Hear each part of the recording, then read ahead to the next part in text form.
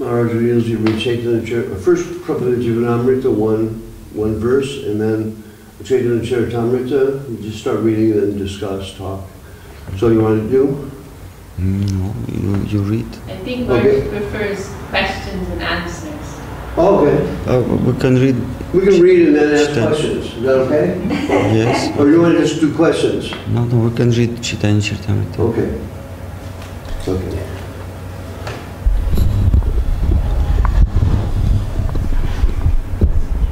Where's, oh, there he is. Okay. Maharaj, excuse me. Ah, Krishna.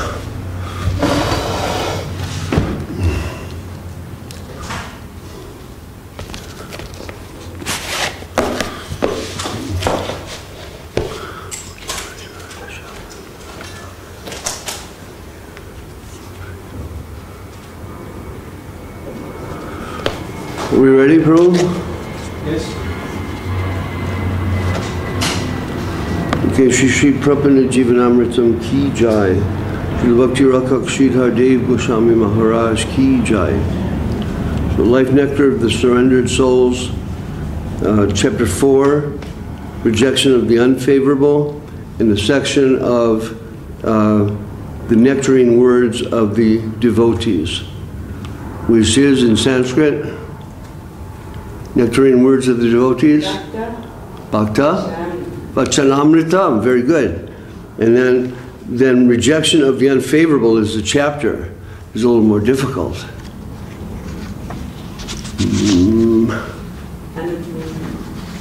Yes, I think so.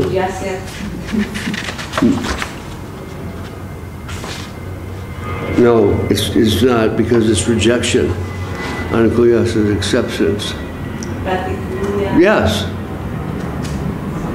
Then Vivarjanam, rejection of the unfavorable. Pratikula, rejection.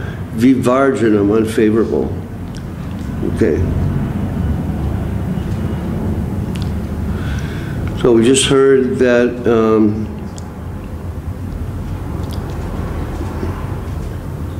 through yogic practice and sense control, it doesn't help to control the senses. We have to fix ourselves on the personality of Godhead.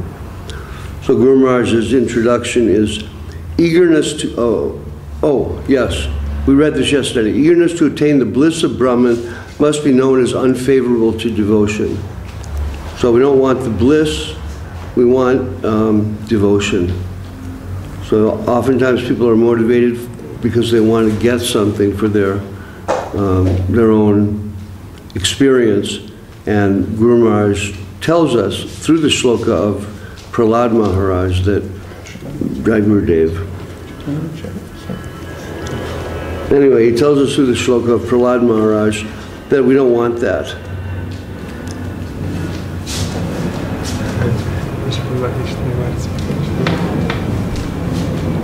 Okay. Then this is number 19. The aspiration for liberation is particularly unfavorable. Mukti sprihaya pratikulyam. Mukti sprihaya pratikulyam. Aspiration for liberation is particularly unfavorable. Then Hanuman, a verse from Hanuman. I have no aspiration for liberation, which was meant to sever material bondage, in which the relationship, your master and I am servant, is completely lost. Sri Hanuman. Bhava bandha chide tasmai sprihayam na muktaye. Bhavan Prabhur Ahang Dasa Iti Yatra Vi Pyayate. Shri Hanuman. So,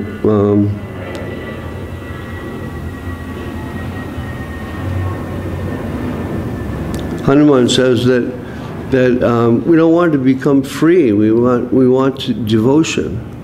This is the feeling of the real devotee, the real Vaishnava, that even the notion of being free from the material energy isn't interesting for the Vaishnava.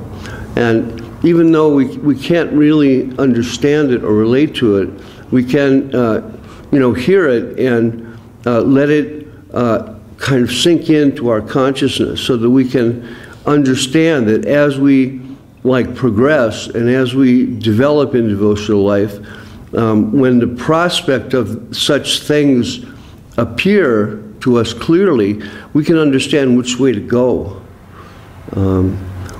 Hanuman has that, all these things become servants to the devotee, and all along the path we'll be challenged as to which way we're going to go. Are we going to accept the results of devotion, or are we going to continue with the action of devotion? And it's all along the way the purity is challenged. And if we accept the challenge properly, then we grow. If we don't, we remain in a kind of neutral position without progressing. What do you think, Maharaj? I totally agree. What's your comment?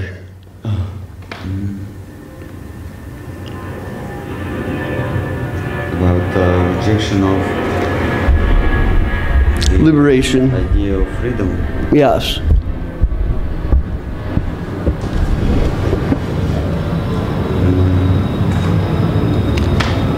Yes, the freedom, I suppose, is loneliness.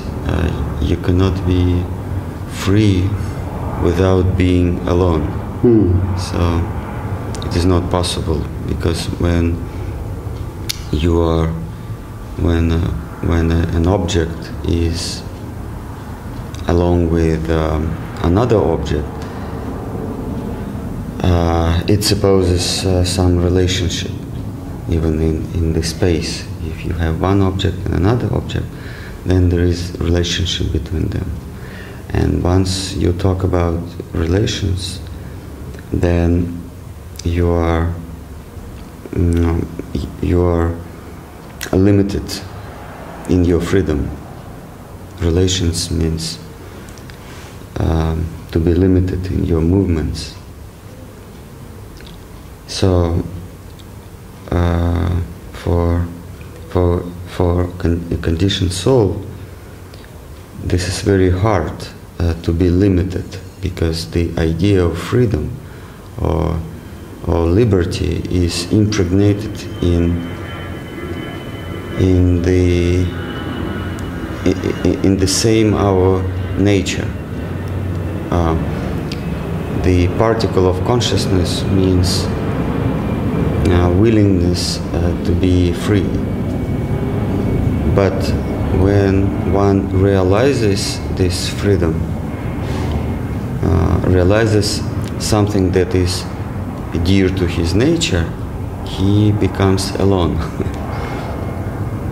And this controverts another factor of his nature, love. So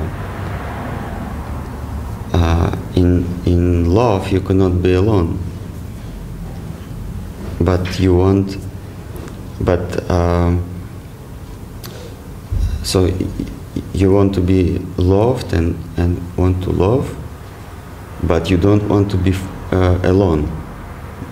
So freedom and love contradict each other.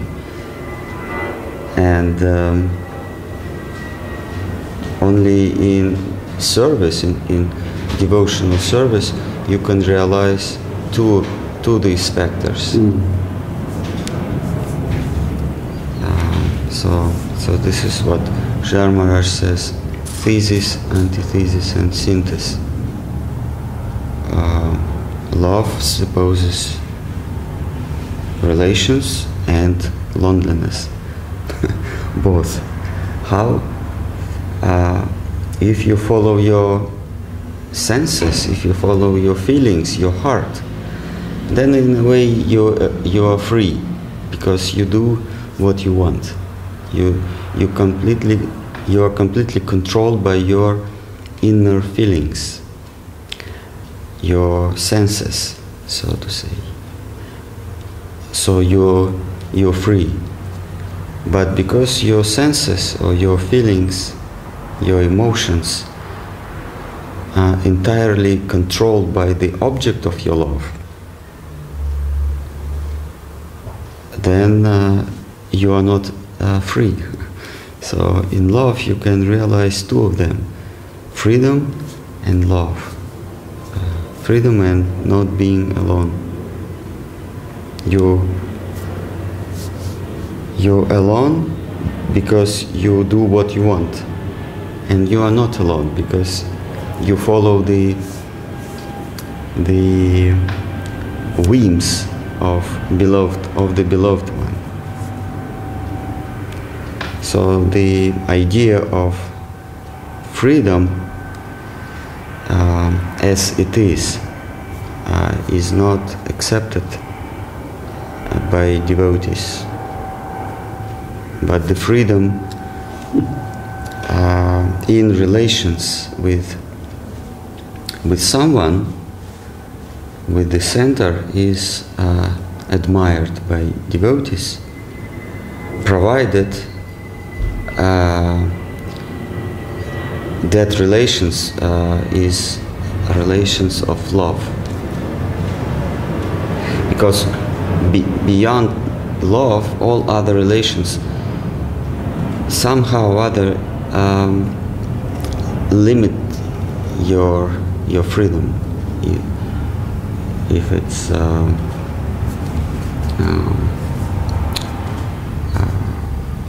if it's not love, then it limits your existence. Even friendship somehow or other is not completely free, because you cannot do with your friend all things that you can do with your beloved one. If we talk about science of rasa, higher rasas.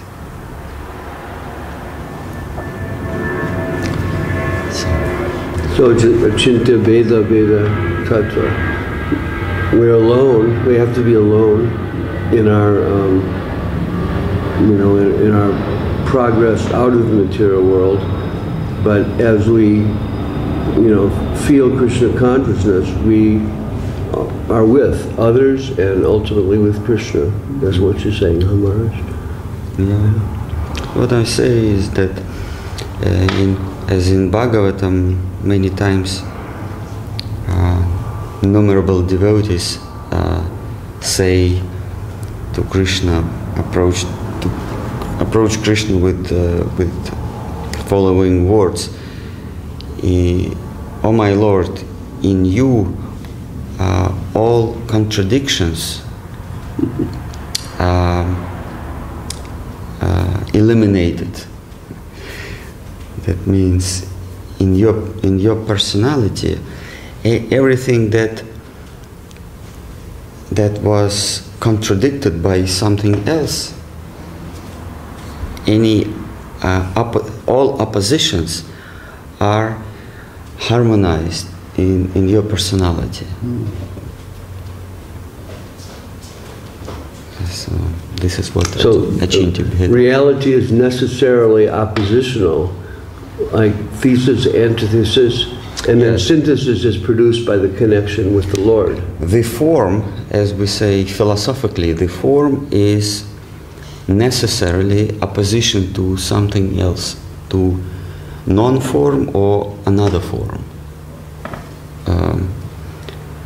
When I say red, something red, that necessarily means there is something not red, or there is something blue, green, whatever. So any form, sound, visual form, and taste is kind of opposition to everything else. When this is the in logics, this is the law of I don't know the English word, law of controversy.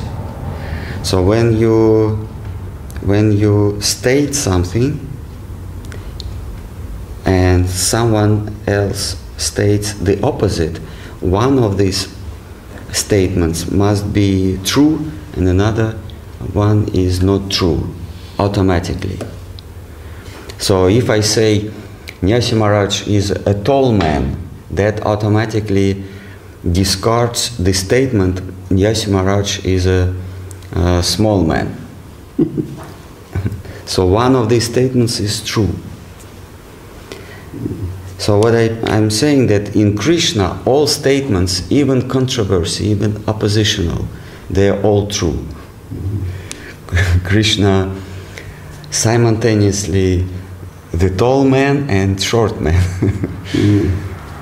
And all other oppositions, like he's white and black, he is good and bad, he is serious and funny, everything that contradicts in lower spheres come into harmony in personality, in Krishna personality. This is Vachinja Peda Peda. The other thing I wonder about Maharaj is that within the within the material world, I guess, I don't know how it works in the spiritual world, but we have, we're mixed. We have, everything is not necessarily black and white, it's pretty gray. So the gray combines with the gray and produces something that's less gray, something like that, right? Because, necessarily we're, we're not black, we're not all white.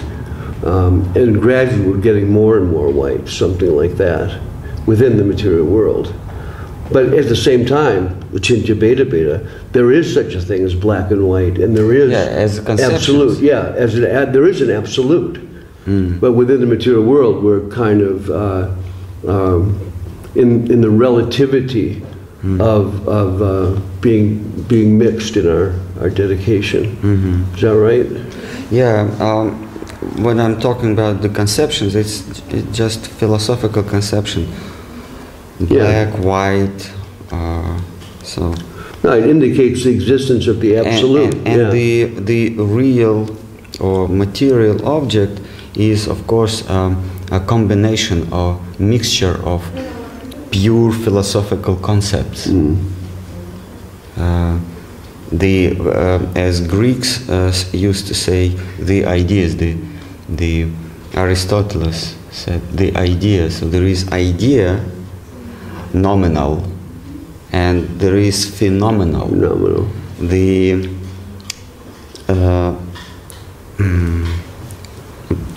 vyakta, or what is the English word, vyakta? Well, Plato had the notion of ideal form and the shadow form, but Aristotle was a little different, right? Yeah, a little different. So there is a pure idea and the vyakta, the appearance of this idea. And shadow? Shadow, yes. And we are all surrounded by the appearance of ideas. We cannot perceive pure ideas. Like when we go to the shop and ask, please black bread or white bread. It's not black or white, but we have the idea, white and black. And that's necessarily so if there really is an absolute, a spiritual realm as oppositional to like a material realm. Yeah, this is what Socrates. Socrates. He had 4 proofs of existence of the soul. So one of his proof was if we see something mortal, there must be something immortal as the opposition. Yeah, it's very, very logical. I think Ramanuja said something like that also in Vishishtadvaita, that if there's a form here, how can there not be a form in the absolute? How can the absolute be less than the relative, right? Yeah. Okay. I guess we'll try one more. This is number 20. Srila Guru Maharaj's introduction. The aspiration to become one with the absolute is nothing more than arrogance. Okay. Sa yujya mukti spriha audatyam eva. Audatyam eva. So audatyam, arrogance. Mukti spriha. Sayujya mukti spriya. To become one or take the form of the absolute is arrogance. And then this is from Shiramauli. Shiramauli would be a project to find out who these different personalities are in Prabhupada. I've never heard of Shiramauli, have you, Maharaj? No. Anyway, some great devotee, no doubt. Okay, his statement that Guru Maharaj is quoting, Bhakti is the service of the Supreme Personality of Godhead, and Mukti is the overstepping of that service.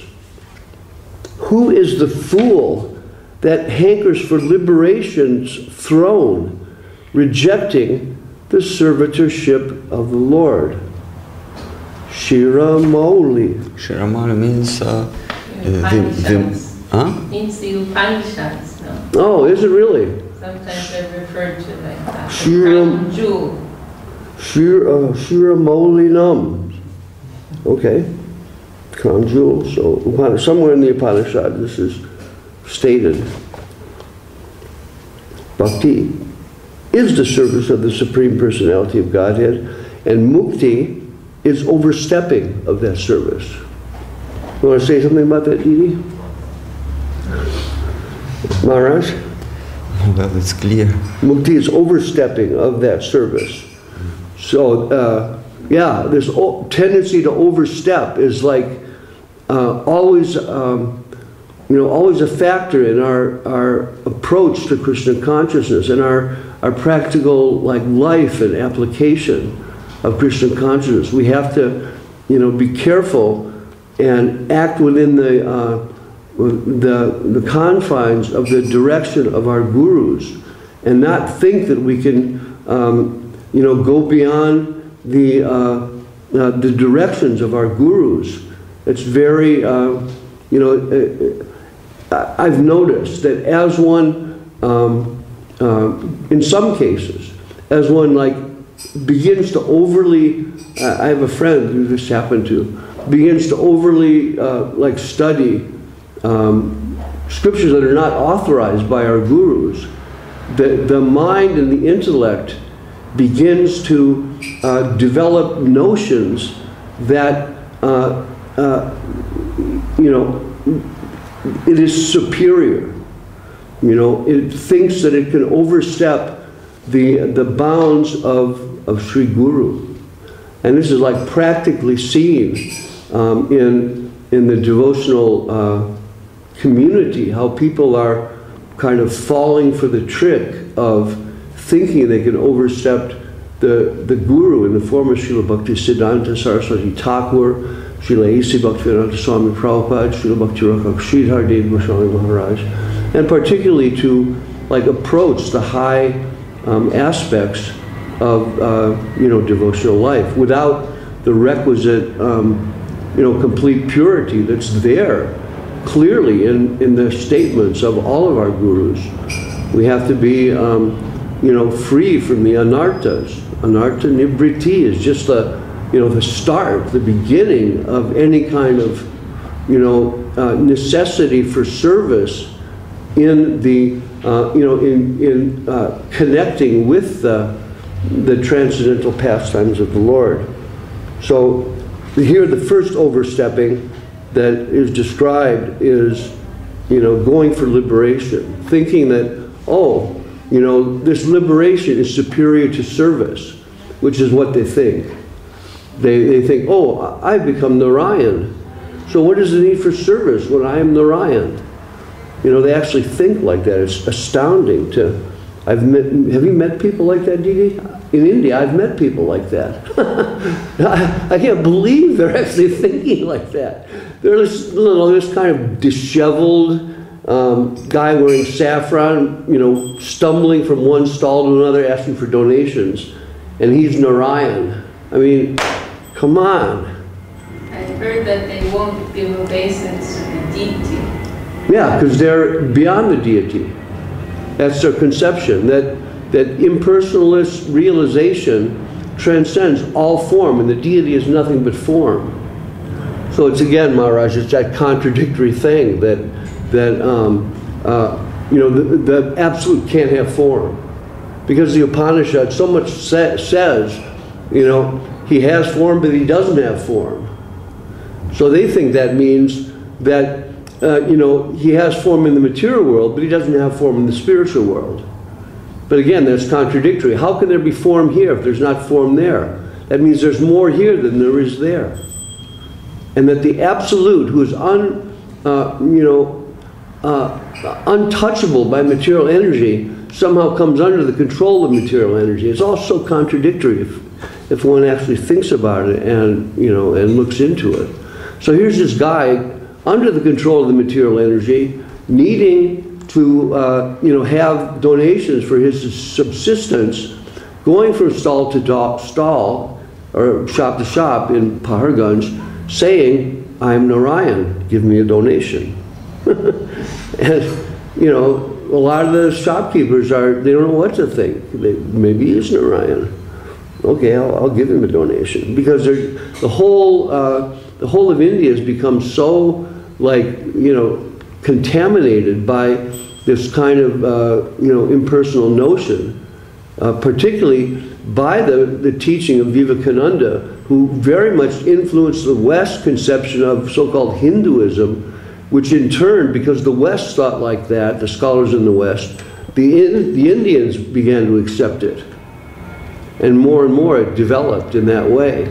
Not necessarily because they're so expert in preaching, or the Siddhanta of Shankaracharya in his commentary on Vedanta Sutra is so powerful.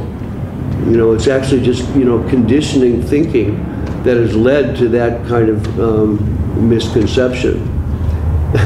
And he said to me that, you're reading commentaries that are, after the greatest commentary, so they're all just, secondary and not important. And I said, well, couldn't it be that the commentaries are,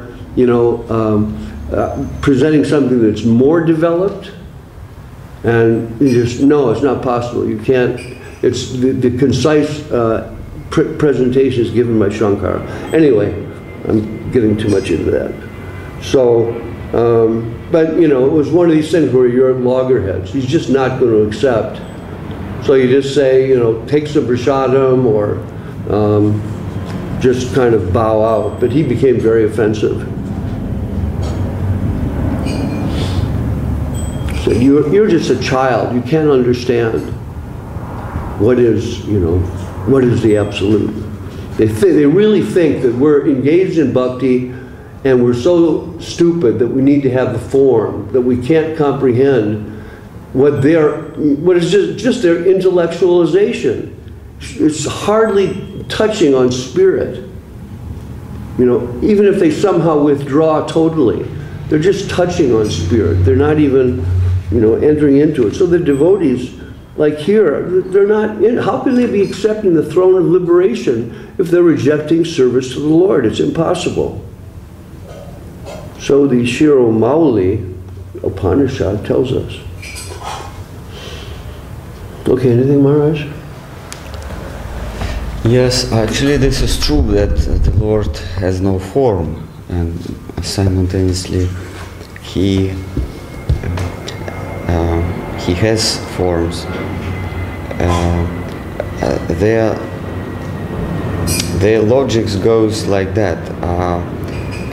Any form is limitation, and the Supreme Being, the perfect being, cannot be limited to any size or any form, because form actually means the border of that and not that. Mm-hmm. So when we say the form of sound, that means on the scale of the time there was no sound, then sound again, then the border of that sound, and then no sound again. So sound, taste, image, everything that we call form means the beginning and the end.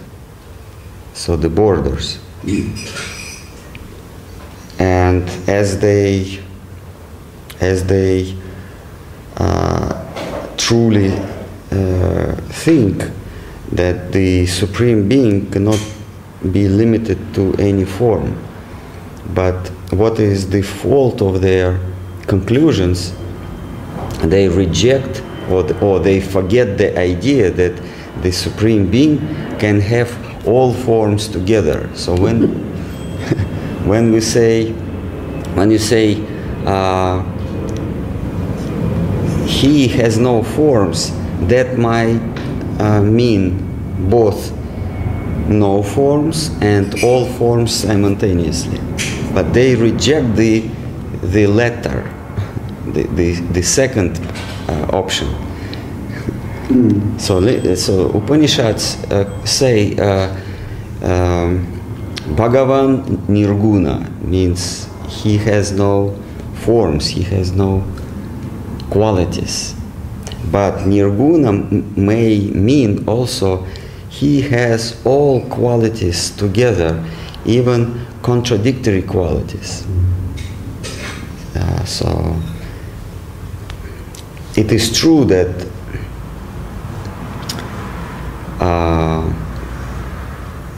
the Lord has no form in sense that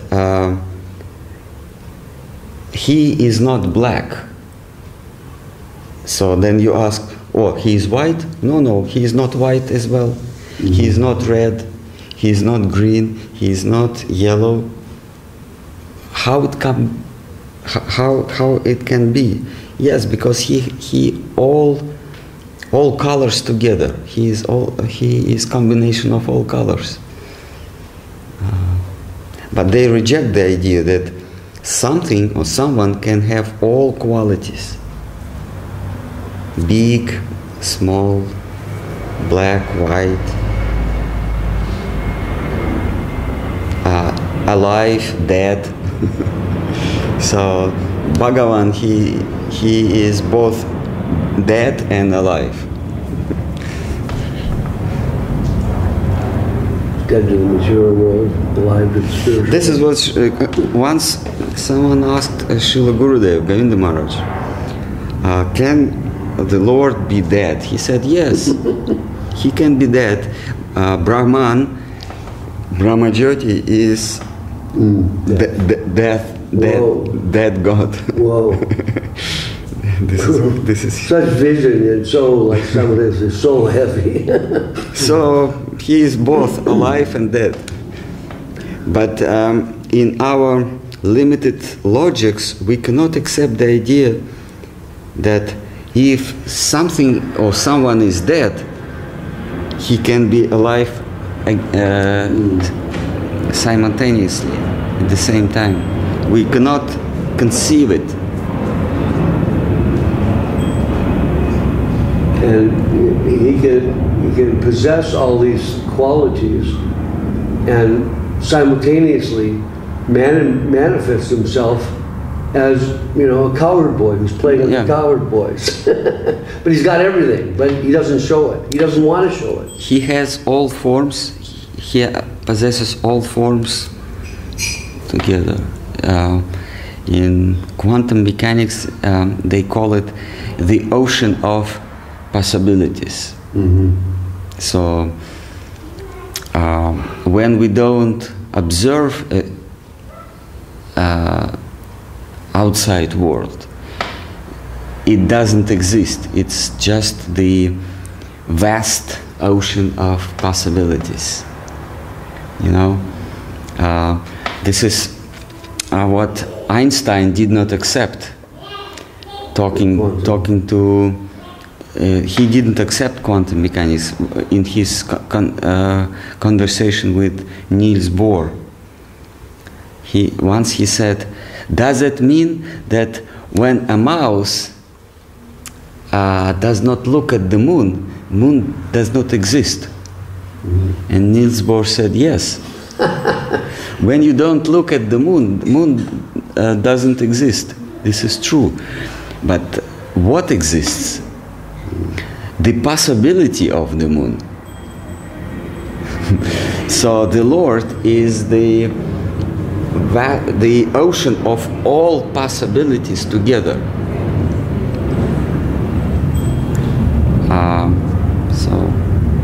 But when we look, we try to fix it. We try to register. So in a way, we kill him because we take some possibility and reject all other possibilities. Mm-hmm. So when I look at this microphone, that means I realize the possibility of its existence. But microphone is the object that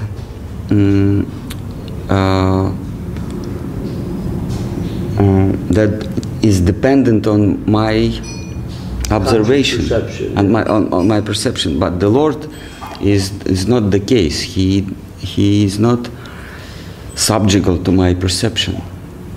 He always remained the ocean of possibilities.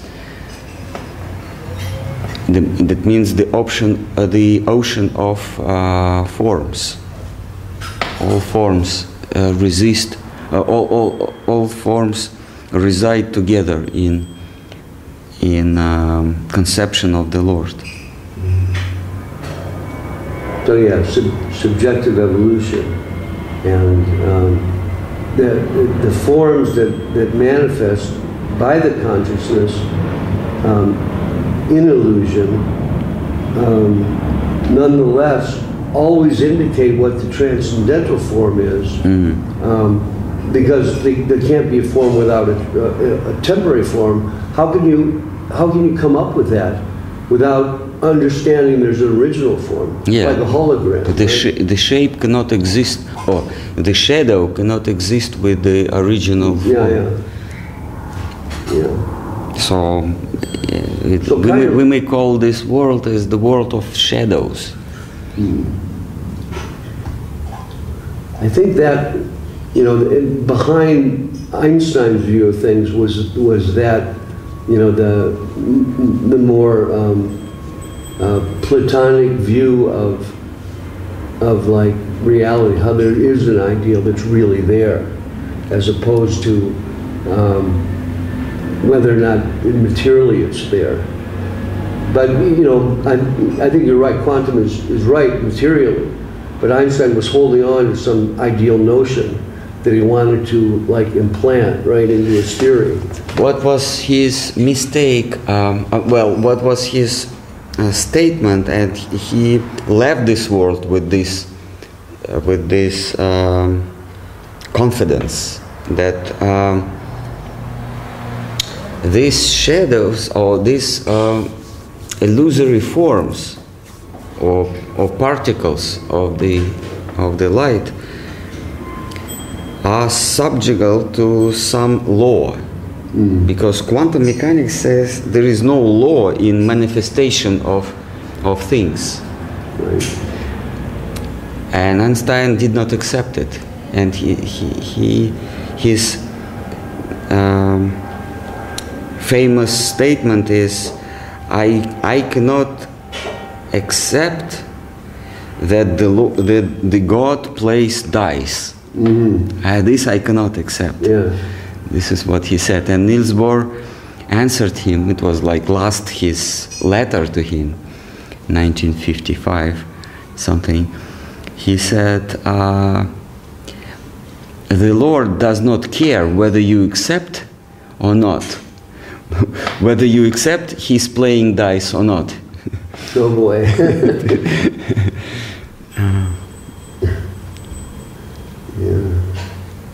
Yeah, and now they're talking of they're probing into the inside of the atom, right? And they're going into the quark, and they're sure that there's some kind of particle that is controlling everything, making everything manifest, right? And that's the God particle, but they can't see it. But they're assuming it has to be there. Assumption, yes. Yeah. Assumption. But still, they could not. Harmonize quantum mechanics and relativity theory. Which relativity does, it's shown that it works, right? Yes, it works in some part of physical world, and quantum mechanics is another part. But how to combine them? Still, they cannot find it. Yeah, I mean, it's like the banyan tree, right, Maharaj? They can go on unlimitedly. Because they cannot, scientists, they cannot accept the idea that everything is controlled by consciousness. So. But yet, right, they're getting all this indication now, right, that the atoms move in the presence of consciousness, right, or whatever, the parts of the atoms move in the presence of consciousness, when they don't move without the consciousness. Well, now they split in their opinions, but what they say basically, they do not accept the consciousness, and without consciousness, you cannot explain many things that happen in this world. Yeah, so all that they're coming to is already there in the Vedas, perceived not by like physical methods or mental methods, but by inner surrender and revelation, receiving that experience. And when it's received, you perceive it with the intellect, coming from the heart. It's not going the other way. So it's real. Whereas the other way, it's still in the realm of illusion. They're trying to penetrate the truth. They have some drive like that, right, Maharaj? Yeah. They want to find the truth. But, they've convinced themselves so much that the truth can't be in matter, or can't be beyond matter, that they're not willing to accept all the evidence about consciousness. Okay, we're talking Jai, Pavarna Jivanamritam Ki Jai, Srila Bhakti Rakha Sridhar Dev Goswami Maharaj Ki Jai. Aren't we late? We have to finish at 8 or? Yeah, we'll just go a little bit over. Okay. Okay, Jai Jai Shri Chaitanya, Jai Nityananda, Jaya Gaita Chandra, Jaya Gaur Bhakta Vrinda.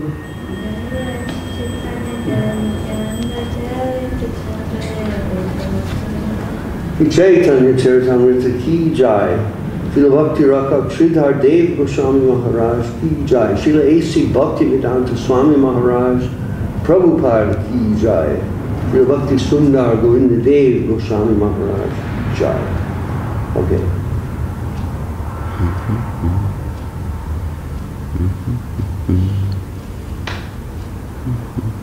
Okay, text number 30.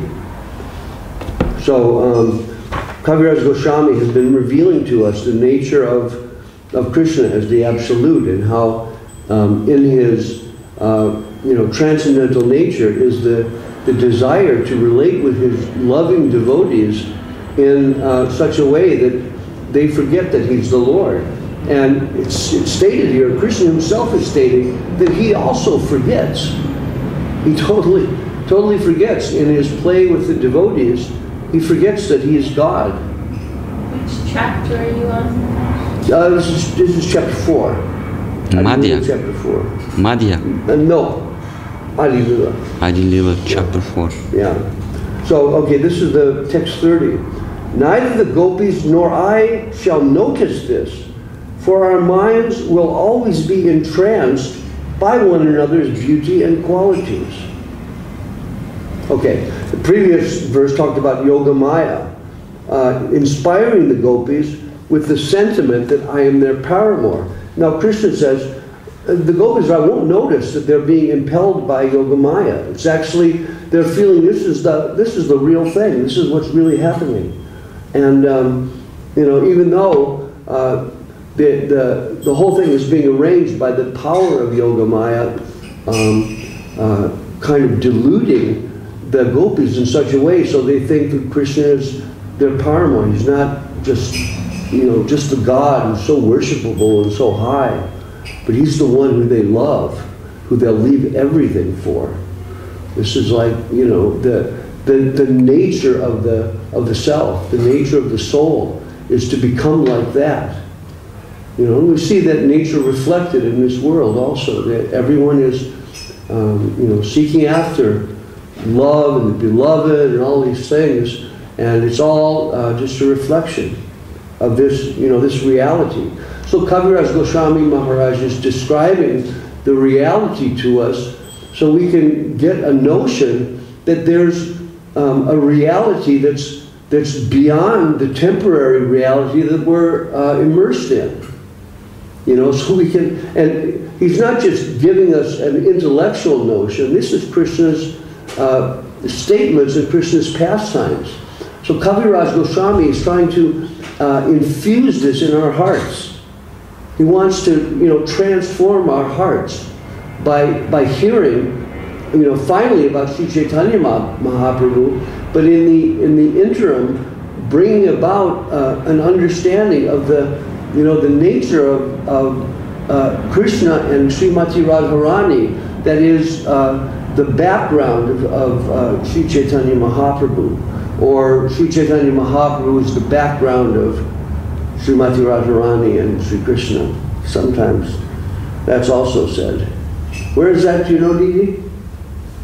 Mahaprabhu is like more than Radharani and Krishna? I've heard that, but I don't know where it's from.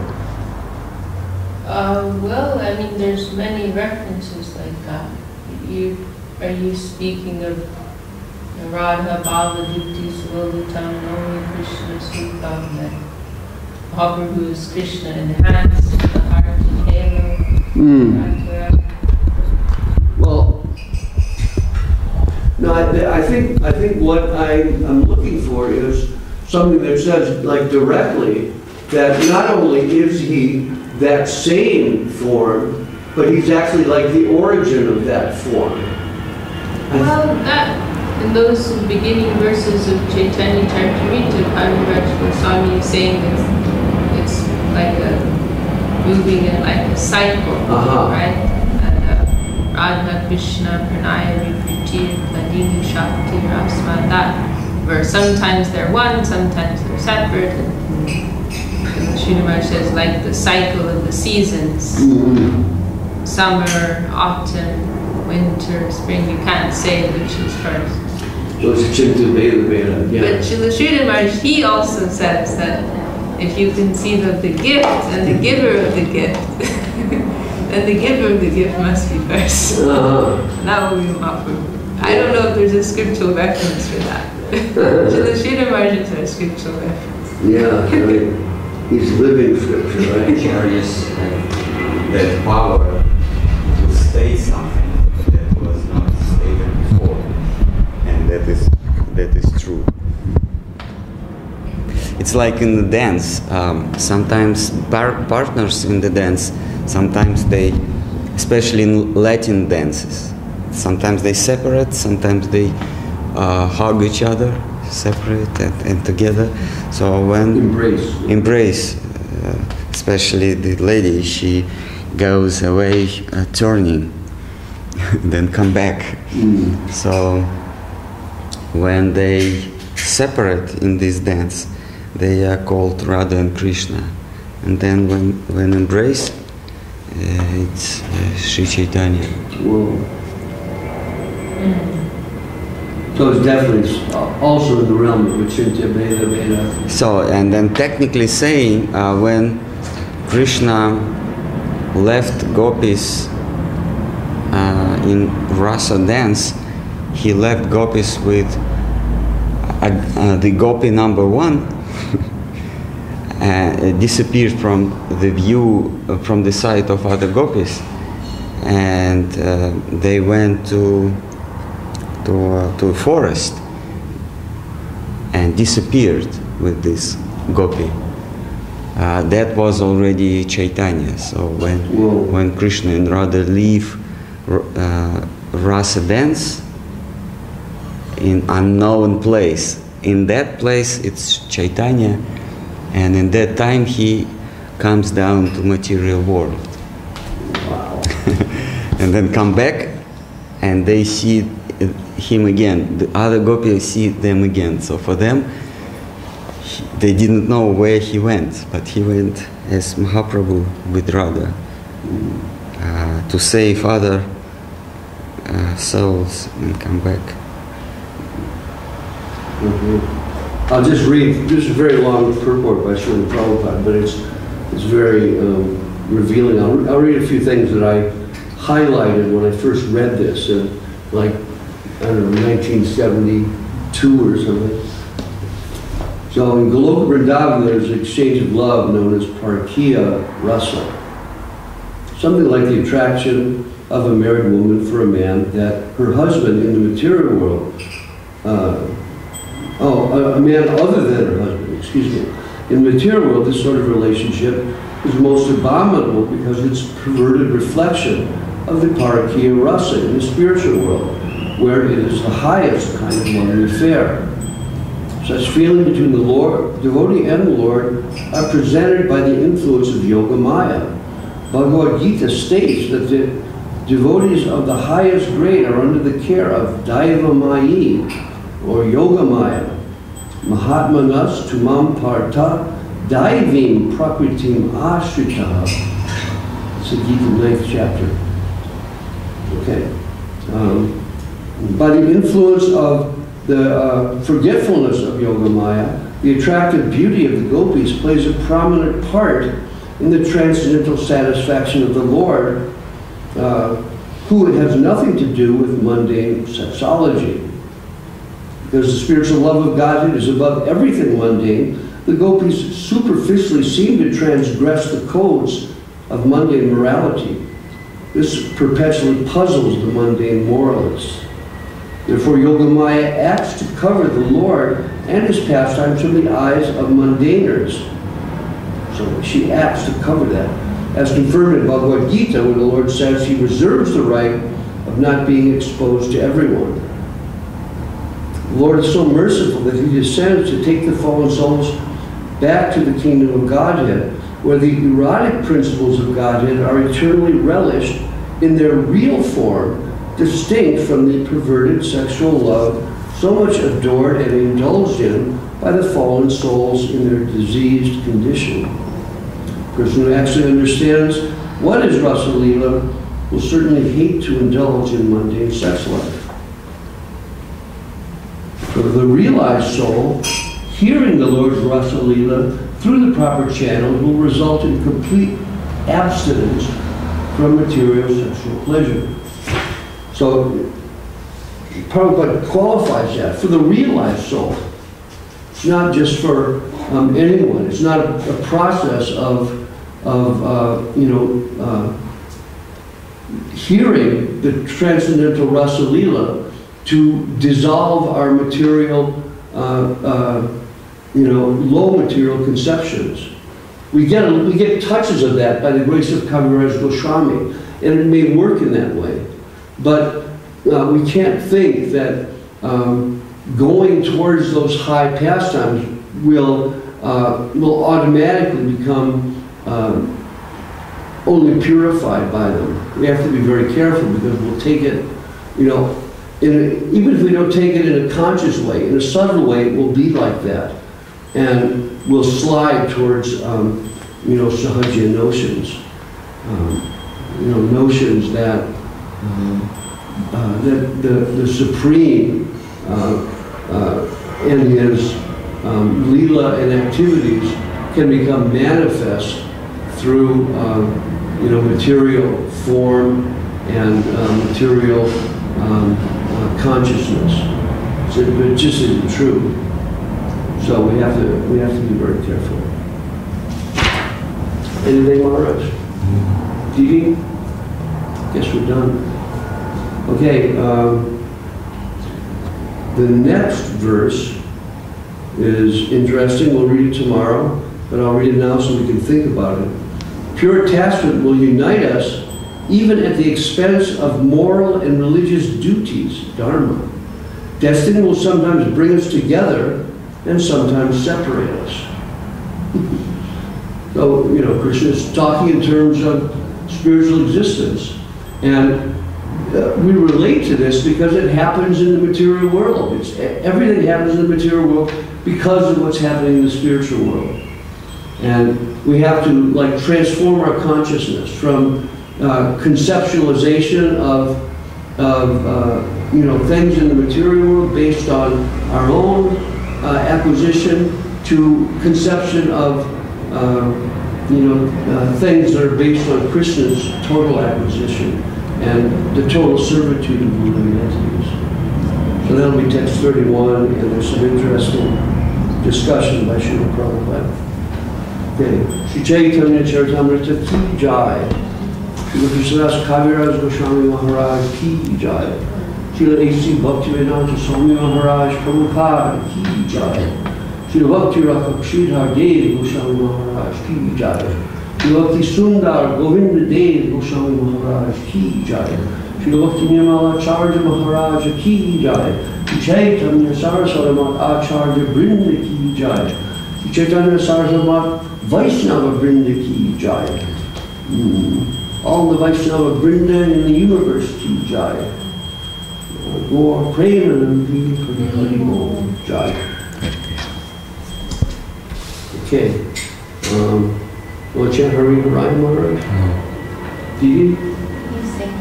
Okay. Do you want to book? No, I think I know it.